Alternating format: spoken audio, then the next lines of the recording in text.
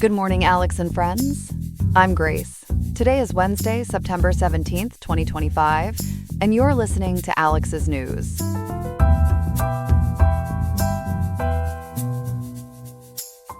In Riverside, expect a high of 86.3 degrees Fahrenheit today, with the low settling at 73.7. We'll begin our deep dive into the news by unpacking the rising tensions surrounding China's nature reserve plan and how it has ignited new clashes in the already contentious South China Sea region.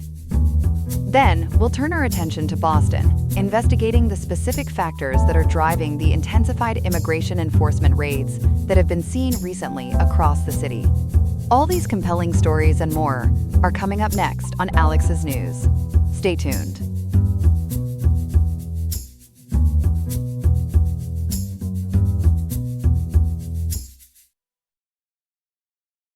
We begin this morning with escalating tensions in the South China Sea, where a significant maritime incident unfolded yesterday near the disputed Scarborough Shoal. Our international correspondent Ethan is here to break down the contrasting accounts and the geopolitical implications of this ongoing flashpoint. Ethan, what can you tell us about this latest confrontation? Grace, it was quite a volatile situation yesterday. The Philippine Coast Guard, or PCG, reported that two Chinese Coast Guard ships unleashed powerful water cannons on the Filipino fisheries vessel, the BRP Datu Gumbay Piang. According to reporting from Radio Free Asia and ABC News, this lasted for a blistering 29 to 30 minutes. 29 to 30 minutes of water cannons? That sounds intense. What kind of damage did it cause? Indeed, Grace. ABC News and Al Jazeera report that the assault inflicted, quote, significant damage, end quote, on the Philippine vessel. This included a shattered glass window in the captain's cabin and on the bridge, and tragically, one crew member was injured by the shattered glass. The intense water pressure also caused a short circuit, affecting electrical outlets and 5 outdoor air conditioning units, according to ABC News. The Philippines stated its vessels were on a humanitarian mission, delivering essential supplies like fuel, water, and ice to more than 35 Filipino fishing boats in the area. The PCG also noted that a total of 9 Chinese vessels showed aggression during the encounter, and to top it off, a Chinese Navy warship broadcast a radio notice announcing, quote, live fire exercises, end quote, which certainly put the Filipino fishermen on edge. That's a truly concerning scene. How does China respond to these accusations? Well, China's Coast Guard tells a very different tale, Grace. According to ABC News and Radio Free Asia, they accused a Philippine ship of intentionally ramming one of its vessels near the shoal, which China refers to as Huangyan Island. Gan Yu, a spokesperson for the Chinese Coast Guard, claimed that over 10 Philippine government ships approached the waters from various directions. China maintains its forces only used water cannons after one Philippine vessel, quote, disregarded solemn warnings from the Chinese side and deliberately rammed a Chinese Coast Guard vessel, end quote. The Chinese Foreign Ministry publicly defended their actions as a necessary measure to uphold China's territorial sovereignty. Both nations have even released video footage depicting a collision, according to Radio Free Asia. It seems like a classic case of he said, she said, but with much higher stakes. This incident comes less than a week after China announced plans for a, quote, nature reserve, end quote, in the very same area. Can you connect the dots for us? Absolutely, Grace. This incident is certainly no coincidence. It happened just 6 days after China declared its intention to designate a portion of the 650-acre atoll as a national nature reserve. Gemini Flash reports that China's State Council approved this proposal around September 10 or 11, 2025, aiming to preserve its coral reef ecosystem. This move, according to ABC News and Al Jazeera, was widely condemned by the Philippines and its allies, who see it as more than just a conservation effort. More than a conservation effort. How did the Philippines react to this specific declaration? The Philippines swiftly condemned China's declaration as, quote, patently illegal, end quote, and a, quote, clear pretext for occupation, end quote. According to Radio Free Asia and Gemini Flash, they argued it violates international law, the UN Convention on the Law of the Sea, and the 2016 Permanent Court of Arbitration ruling. Manila asserted its sole sovereignty and jurisdiction over the shoal, emphasizing that only it has the authority to establish environmental protection areas over its territory. The Philippine Department of Foreign Affairs announced a, quote, formal diplomatic protest, end quote, against the decision. And how have international allies of the Philippines weighed in on this nature reserve plan? International condemnation has been swift, Grace. U.S. Secretary of State Marco Rubio, as reported by Al Jazeera and ABC News, condemned China's plan as, quote, yet another coercive attempt to advance sweeping territorial and maritime claims, end quote, calling it, quote, destabilizing, end quote. The Canadian embassy in the Philippines publicly rejected the plans, stating opposition to China's attempts to use, quote, environmental protection, end quote, as a pretext to assert control. The UK, Australia, Japan, Denmark, and the European Union have also expressed concern, reiterating the final and legally binding nature of that 2016 arbitral award. Critics, according to Gemini Flash, have even termed China's action as, quote, environmental lawfare, end quote, suggesting it's a strategy to legitimize control. Environmental lawfare, that's a clever way to put it, if not a concerning one. This all happens against the backdrop of the broader South China Sea dispute. Remind us of the core of that conflict. At its heart, Grace, this underscores China's expansive claims over nearly the entire South China Sea, encapsulated by its, quote, 9-line, end quote. As Al Jazeera, Radio Free Asia, and Gemini Flash have consistently reported, these claims are not backed by international law, a fact confirmed by the 2016 Permanent Court of Arbitration ruling in The Hague. That ruling, which China rejects, unequivocally stated China's claims have no legal basis under UNCLOS and affirmed the Philippines' sovereign rights in its exclusive economic zone, or EEZ. The tribunal also declared Scarborough Shoal a traditional fishing ground for fishermen from the Philippines, China, and Vietnam. So essentially, China's actions are going against an international ruling. Is this incident part of a larger pattern of escalating tensions? Unfortunately, yes, Grace. This isn't an isolated incident. It's the latest in a series of maritime skirmishes. Just last week, China issued a warning to the Philippines not to provoke it, following joint military drills the Philippines conducted with the U.S. and Japan. Gemini Flash reports that in August 2025, a Chinese Navy ship reportedly collided with a Chinese Coast Guard vessel that was in pursuit of a Philippine patrol boat, causing, quote, substantial damage, end quote, to the Coast Guard vessel. Back in September 2024, a CBS News, quote, 60 Minutes, end quote, crew even witnessed a Chinese Coast Guard vessel ramming a Philippine Coast Guard ship during a resupply mission. And let's not forget February 2023, when a Chinese Coast Guard ship directed a, quote, military-grade, end quote, laser at a Philippine vessel, causing temporary blindness to its crew. Those are certainly not smooth sailing stories. Ethan, we often hear about, quote, gray zone, end quote, tactics in this region.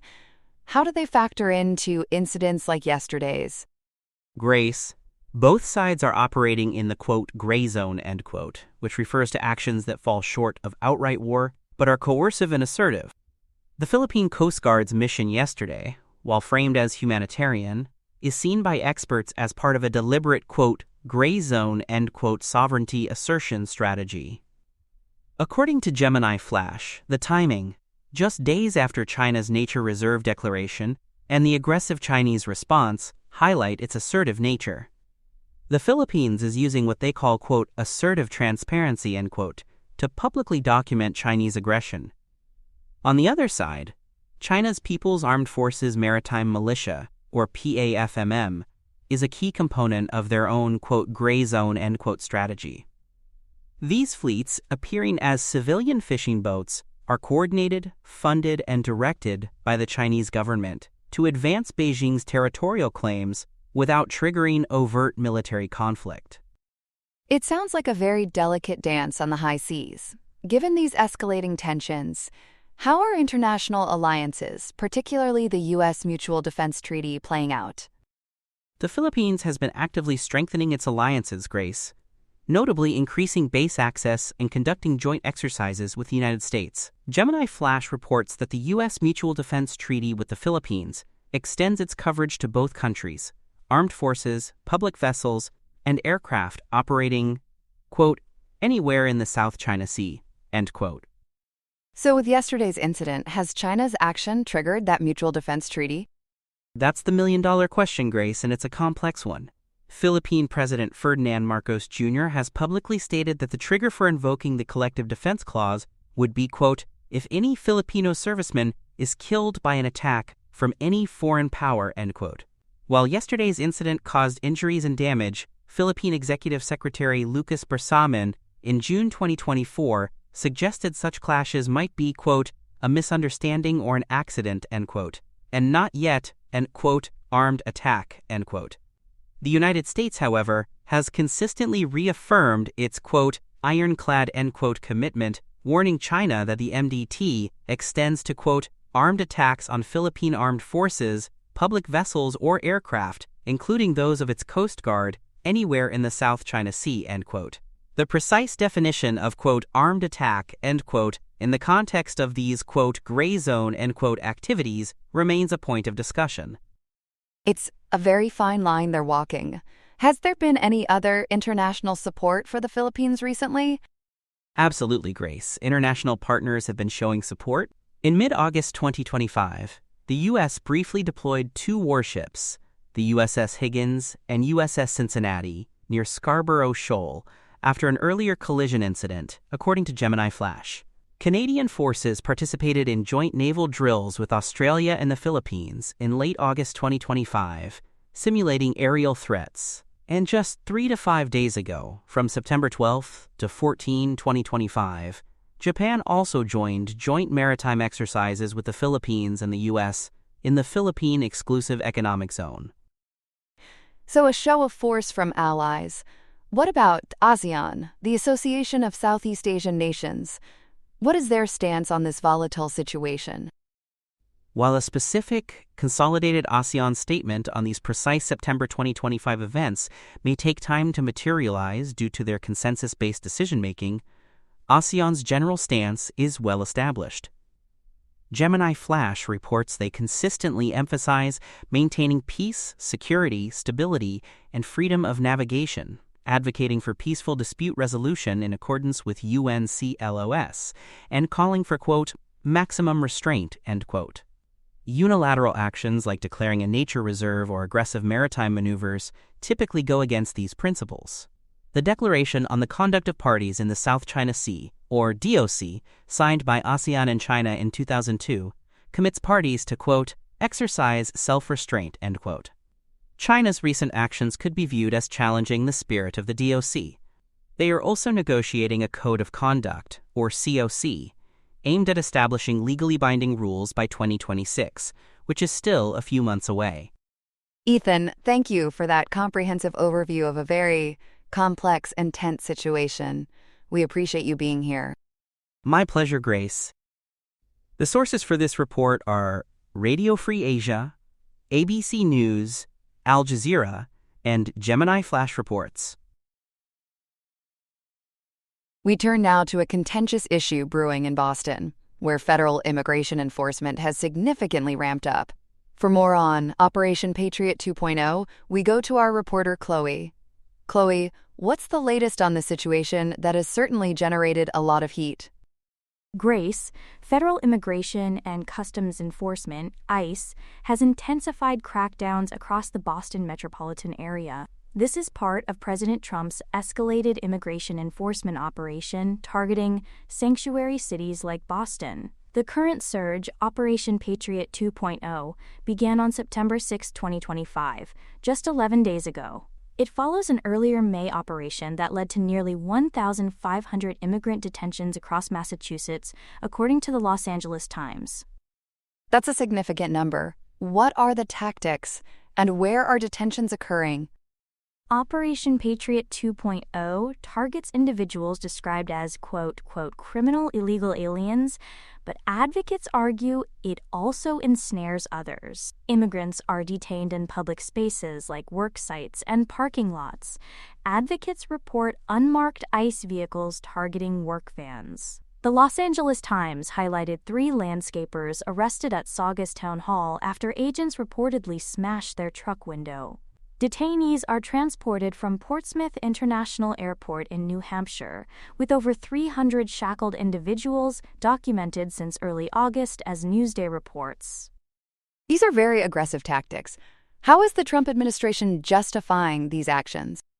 The administration asserts that sanctuary city policies like Boston's Trust Act, quote, attract and harbor criminals, end quote, and interfere with federal immigration enforcement. Homeland Security Assistant Secretary Tricia McLaughlin stated the operation targets the worst of the worst criminal illegal aliens, a point echoed in reports by the Los Angeles Times. And it's not just about arrests. The Justice Department has also filed a lawsuit against Boston, correct?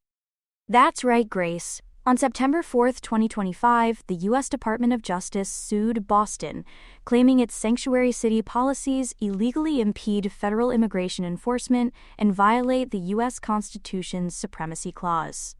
This was widely reported by CBS News.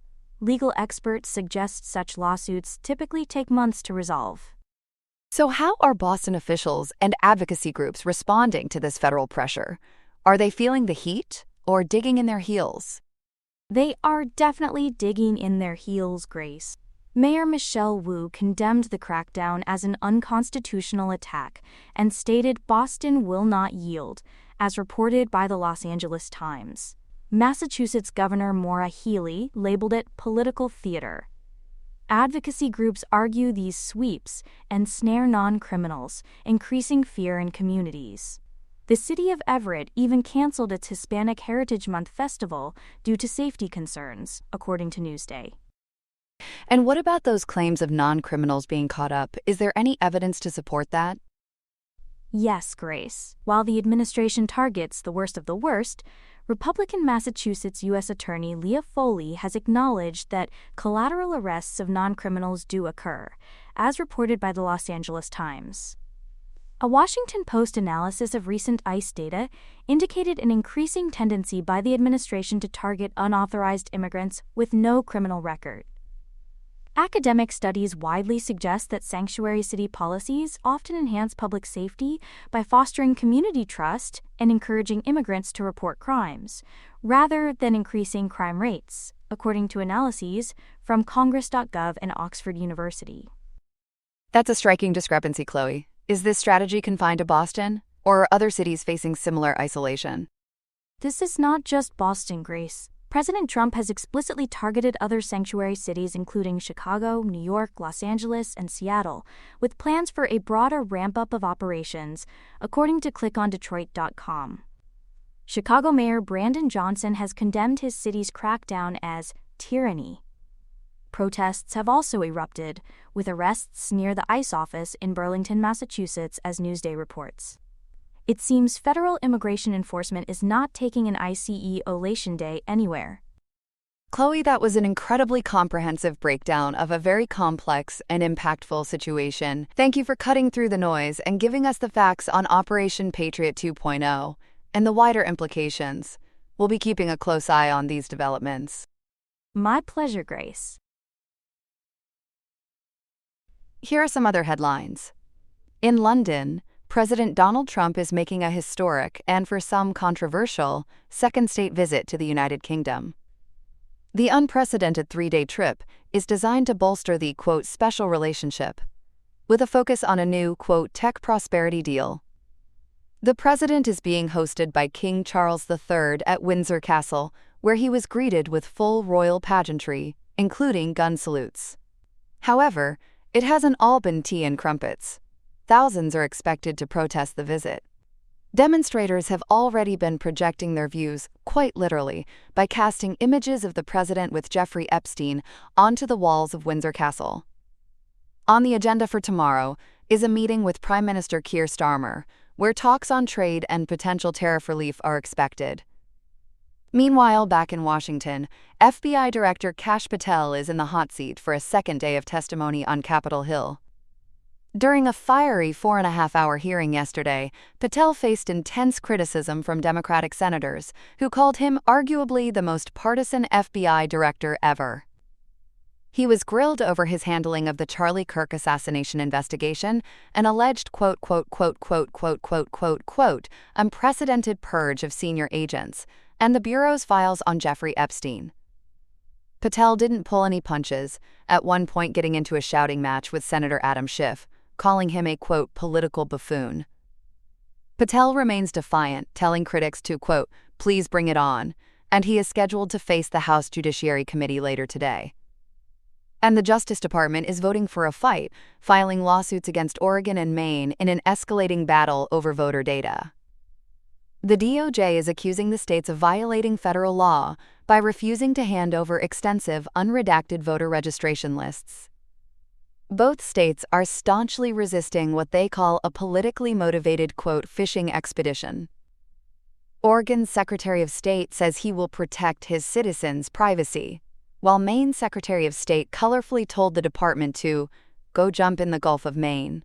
The outcome of this database off could have major implications for the administration of elections nationwide.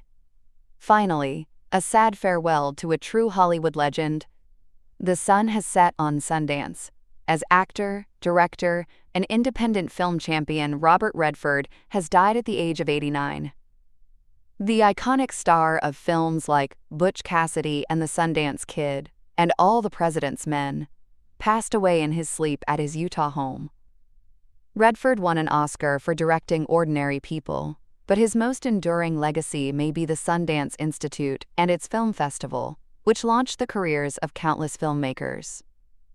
Tributes are pouring in, with Meryl Streep saying, one of the lions has passed. A legendary final act for an icon who left an indelible mark on American cinema and culture. That's all we have for now. Today's episode was made by Alexander King with Claude Sonnet 4.0, Gemini Pro 2.5, Gemini Flash 2.5, and Google Cloud Text-to-Speech.